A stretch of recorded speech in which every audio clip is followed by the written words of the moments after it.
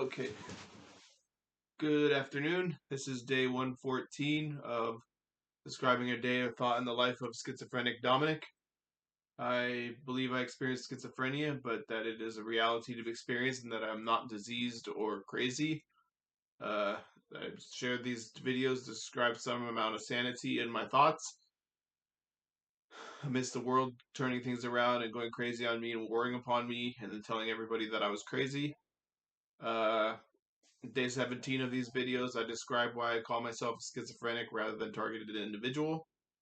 In day 45, I have a 3-minute intro as to explain why I make these videos. And as I make this 1-minute intro here, I tell you that I have written a book that's titled Unveiling the Schizophrenic Tradition on medium.com, and I submit the chapters there. Hopefully it'll be published and edited sometime in the future. Writing a second book with my mom, and it's going to be about families living together with the schizophrenia. All right, so I was going to start today talking about this Unacknowledged Book by Stephen Greer, and in the book he talks about, I think, T. Townsend Brown and Nikola Tesla and zero-point energy. Today is the pages that I was reading is an introduction, and the idea that there's zero-point energy or anti-gravitic technology that UFOs possess and that has been reverse engineered allegedly, and this technology is being hidden, and it would result in a total upending of the fossil fuel industry and a lot of other industries. And so it's being withheld from people, even though like we possibly get cancer from all the toxins that happen because of the industries we have now and things like that. And so it's very interesting little intro here that he's talking about. And I've listened to him speak before, so it's new, refreshing my memory of what I've listened to before from him. I think I've seen one of his documentaries. And supposedly the alien ET civilizations want us to become peaceful and civilized on Earth before we enter into space and become a spacefaring civilization. And perhaps there is a breakaway civilization which is going into space, and they've been invited to go because the people pass tests or something. That could be a cultural game that the aliens play on our planet. And perhaps the wars that we see are part of those, and it's for cultural production. I don't know, but I've talked in previous incidences and in my book about how I wonder if, a series of false flags could be created with fake mourners, fake victims, and fake explosions that have the appearance of a war, and perhaps people start wars for unstated agendas, which they appear like, Israel waving the flag of Israel or Nazis waving the banner of Aryan race, but it's actually some sort of other agenda going on. And so I theorize that, but I can't say that I know. I'm not an authority, but I think because I had these thoughts, I was targeted for schizophrenic infliction, and that's why I make these videos. And so, okay. In I think in day 1112, I submitted at the end a reason for a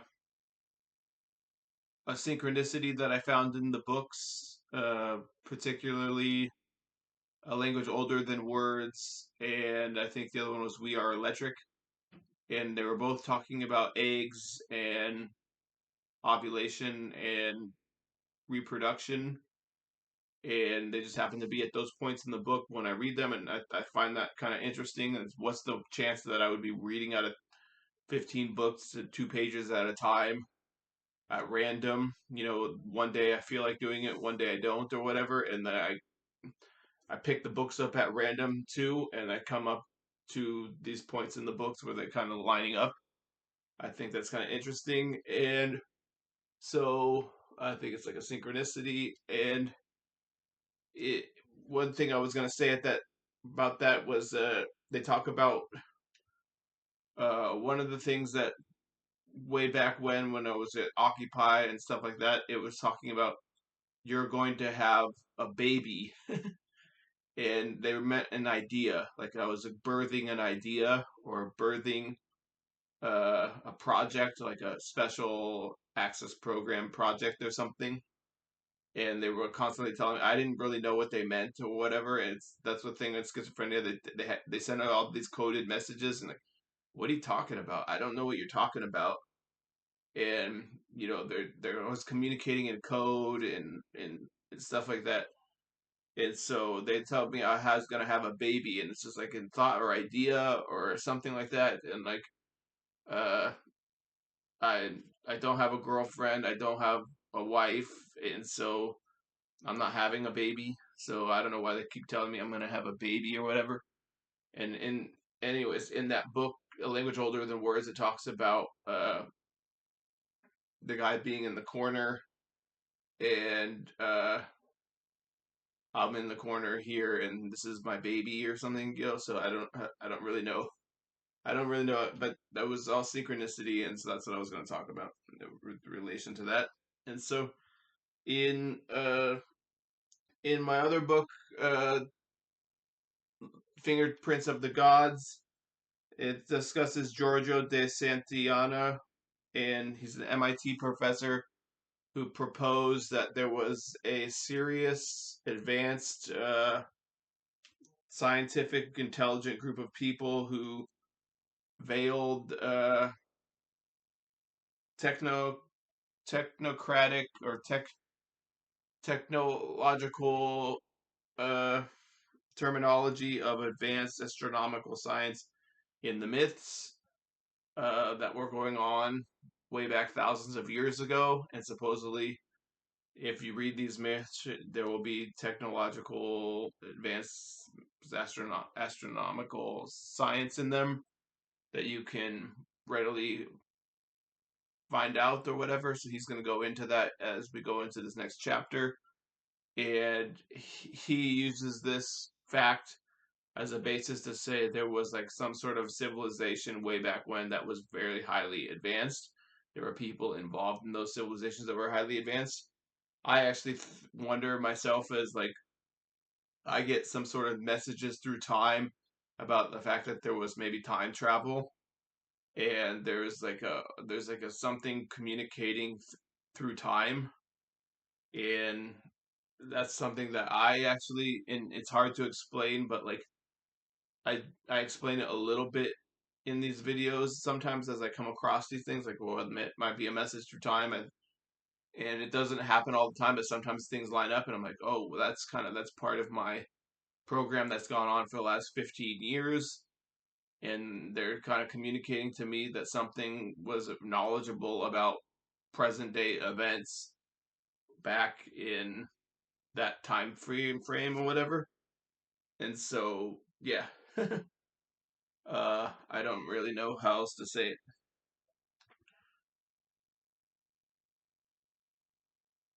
I was gonna say that uh, in my book about the simulation, and that's the other thing that could happen. Sometimes it's like maybe it's just all a simulation and it's all computerized or whatever, and so that's why the things line up. And in this simulation book, it was talking about the Mandela effect, and it was talking about a lady named Eileen Colts, who was a journalist who remembers specifically in her office hearing about how that Mandela had died in prison, and she has a specific memory of this. And uh, apparently, a lot of people remember this fact that Mandela died in prison or whatever, and that's what they call the Mandela effect. That there was like a changeover between parallel worlds, and one world went from one and stuff. And so, all right, so Eileen Colts is the name of the journalist who remembers hearing that.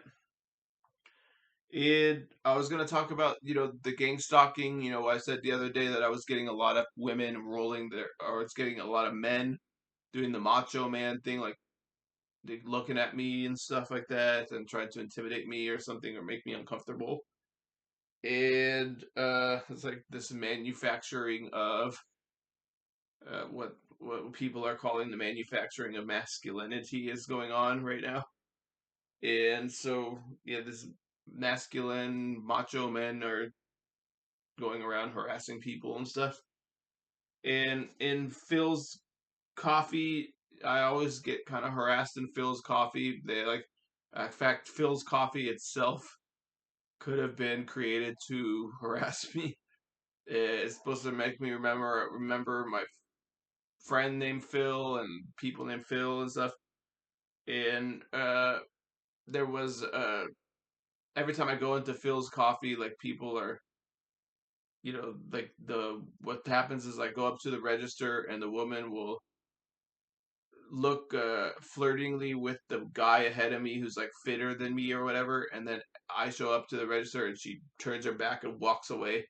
And this is a coded messages that they use a lot of times when I say something that they don't like or something, or they're saying like it's a coded gang stalking method to create like some sort of like uh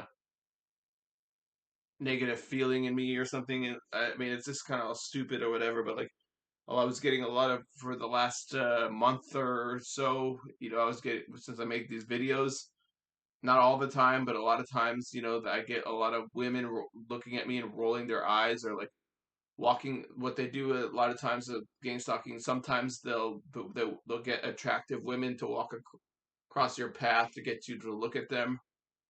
And sometimes this is just to create positive feelings in you or something, like, oh, like we're stimulating you or whatever. That sometimes it's done to get you to like look over, and then the woman rolls her eyes and stuff. And so like, and then they'll be like old ladies, and they'll be like disappointed and rolling their eyes at me and stuff. And that's kind of one of the things they do for the gang stalking. So I was just gonna share that out in case anybody else experiences that. So Phil's coffee, I actually don't know what to order when I go to Phil's coffee. It's kind of confusing, but the coffee is good. Everyone loves Phil's coffee, and so